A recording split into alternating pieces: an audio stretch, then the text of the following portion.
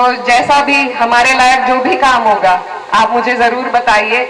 आपके इस लक्ष्य में हम लोग आपके साथ खड़े। सामाजिक गठबंधन जोड़ना जरूरी है। बड़े नेताओं के गठबंधन तो बनते बिगड़ते रहते हैं। अगर सामाजिक जुड़ाव रहेगा तो हर मुश्किल हम आसान कर सकते हैं। आइए दोस्तों, आज की इस वीडियो में सुनेंगे इकरा हसन को। इससे पहले बता दूं, किसी ने क्या ही खूब कहा है, किसी को माफ करके अच्छे बन जाओ, दोबारा एतबार करके बेवकूफ ना बनो। आइए सुनते हैं इकरा हसन को। तो आपसे गुजारिश है, वीडियो को लाइक कीजिए और चैनल को जरूर सब्सक्राइब कीजिए।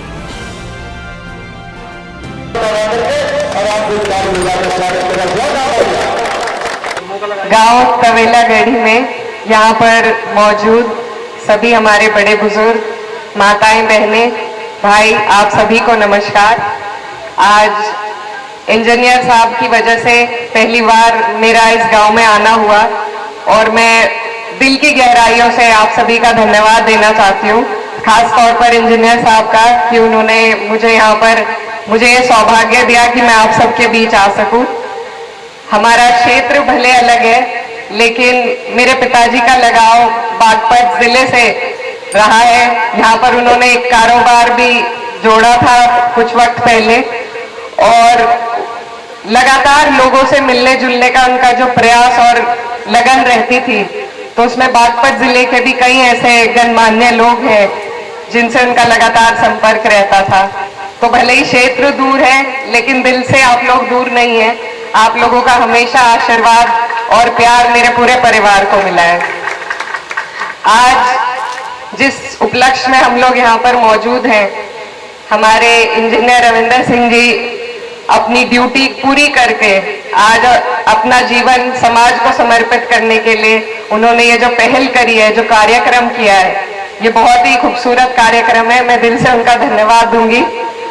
और अगर समाज का हर व्यक्ति इनसे प्रेरणा लेकर इसी तरीके से लगन के साथ अपनी ड्यूटी करे और उसके बाद भी अगर ये लगन रखे कि वो समाज को कुछ वापस देना चाहते हैं, समाज के लिए कुछ करना चाहते हैं, तो मुझे लगता है कि हमारा देश दुगने स्तर से तरक्की करेगा। तो ये आपकी बहुत अच्छी पहल है। हम सब युवाओं को आपसे सीख लेने की जरूरत है और आप हमारे बड़े हैं, आपसे हमें मार्गदर्शन की भी उम्मीद रहेगी।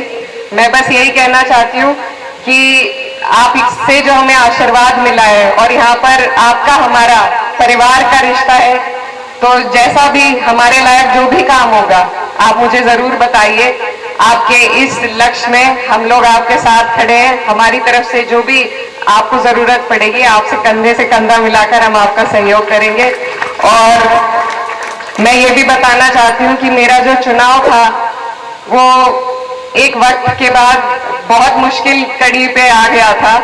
उस वक्त जब परेशानी हो रही थी तो हमारे अंकल जी मौजूद हैं, अरविंद चौधरी जी बनत से, और सबसे पहला आशीर्वाद मुझे बनत से ही प्राप्त हुआ था। और तभी मेरी ढाढ़स बंधी थी कि ऐसा नहीं है, सामाजिक गठबंधन जोड़ना जरूरी है। बड़े नेताओं के गठबंधन तो बनते बिगड़ते रहते हैं। अगर सामाजिक जुड़ाव रहेगा तो हर मुश्किल हम आसान कर सकते हैं। तो अंकल जी का भी बहुत बहुत शुक्रिया और आपको मैं फिर से बधाई देना चाहती हूँ। और आपके इस लक्ष्य में हम सब आपके साथ हैं। बहुत बहुत धन्यवाद।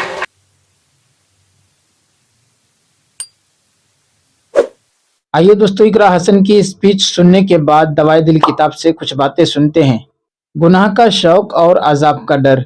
एक शख्स इब्राहिम बिन अदहम रहमतुल्लाह अलैह के पास आया। नौजवान था। कहता है, हजरत, गुनाह का मुर्तकिब होता हूँ, छोड़ा भी नहीं जा सकता, डर भी लगता है कि अजाब होगा, तो कोई तरीका बता दें कि मैं अजाब से बच जाऊं और गुनाह भी करता रहूं।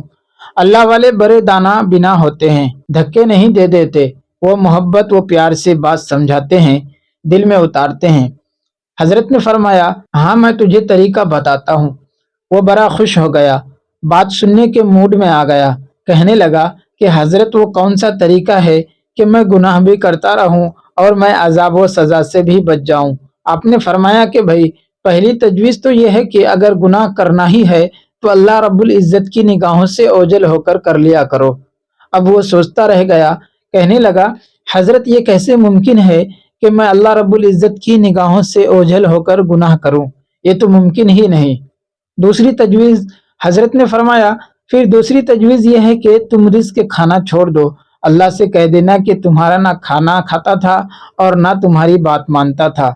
उसने कहा, हजरत ये कैसे मुमकिन है कि मैं खाना छोड़ दूं, मैं फिर जिंदा कैसे रहूंगा।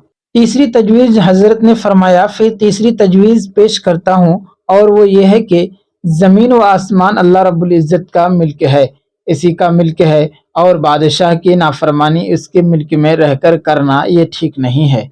लिहाजा इससे बाहर निकल कर नाफरमानी करना।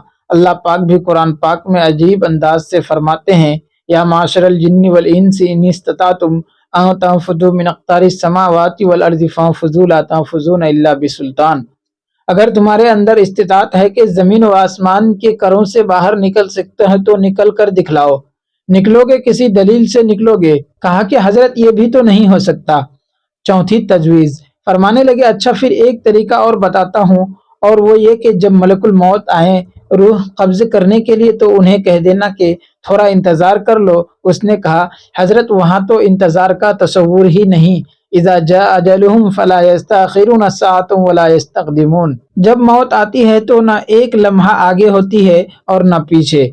पांचवी तजवीज़ फरमाया, एक तरीका और बताता हूँ, वो ये कि जब कब्र में तुमको दफन कर दिया जाए और उस वक्त मुनकिर नकीर आए तो तुमसे सवाल पूछने के लिए तुम कह देना, नो एडमिशन विदाउट परमिशन। आजकल लोग लिख कर लगा देते हैं, तो तुम भी कह देना कि बगैर इजाजत क्यों आए। उसने कहा, हजरत मैं उनको कैसे मना कर सकता हूँ। छठी तजवीज़ फरमाने लगे, अच्छा भाई एक और तदबीर बताता हूँ, वो ये कि जब क़यामत के दिन तुम्हारे बुरे अमलों को खोला जाएगा और परवरदिगार आलम फरिश्तों को हुक्म देंगे कि इसको घसीट कर तुम जहन्नम में डाल दो, तो उस वक्त तुम जिद करके खड़े हो जाना कि मैं तो नहीं जाता। उसने कहा कि हजरत मेरी क्या हैसियत है कि फरिश्तों के सामने जिद करके खड़े हो जाऊं, मेरी तो कोई हैसियत ही नहीं। अब लोहा गर्म था और चोट लगाने का वक्त था।